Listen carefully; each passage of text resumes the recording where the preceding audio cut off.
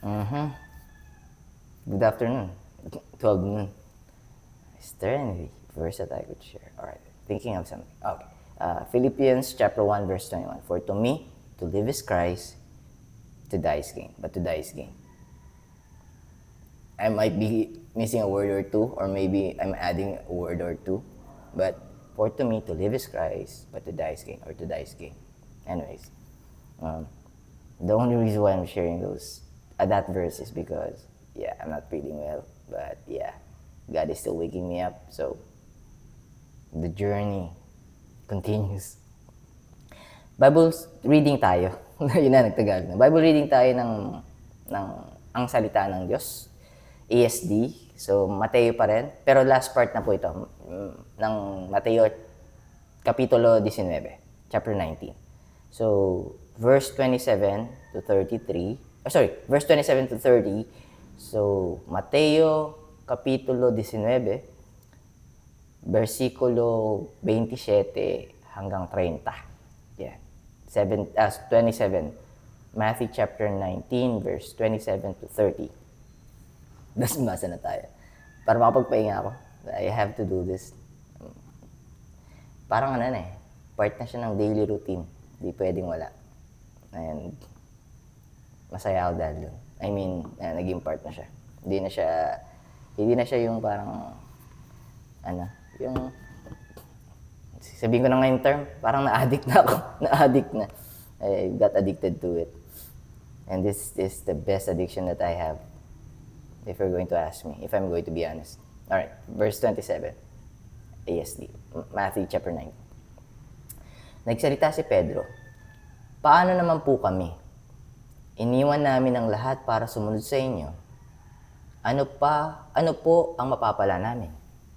Let me just read it back. Nagsalita si Pedro, si Peter, paano naman po kami? Kasi ang tinutukoy ng last Bible read natin sa ESD, Matthew chapter 19, verse 23 to 26 is, little children will enter the kingdom of heaven. Alright. Nagsalita si Pedro, paano naman po kami? Iniwan namin ang lahat para sumunod sa inyo. Ano po ang mapapala namin? And aside from this, the rich man, the young ruler, the rich young ruler, yung nagtanong, ano pong kulang sa akin?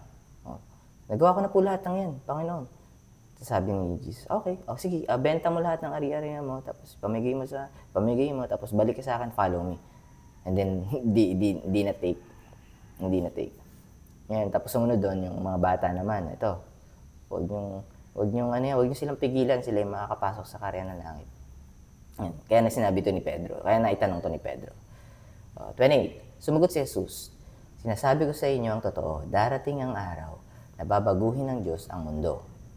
At ang anak ng tao, the Son of Man, ay uupo sa kanyang dakilang trono, at kayong mga alagad ko ay uupo rin sa 12 trono upang husgahan ang 12 lahi ng Israel. Alright, 29. At ang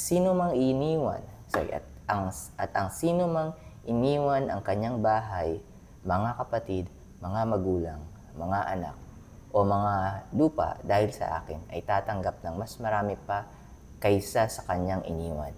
At tatanggap din siya ng buhay na walang hanggan. So, it's not only talking about, there's a reward aside from eternal life, but that's the main goal. That's the end all be all.